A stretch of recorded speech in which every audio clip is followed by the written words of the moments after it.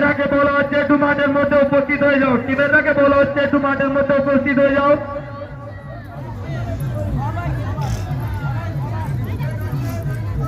টিমেরাকে বলা হচ্ছে একটু চলে এসো, একটা ছোটখাটো ফটোশুট করবো, তারপরে খেলা আরম্ভ করতেছি। আর লেট করবো না, আমরা একটা ফটো নিয়ে খেলা আরম্ভ করে দেবো।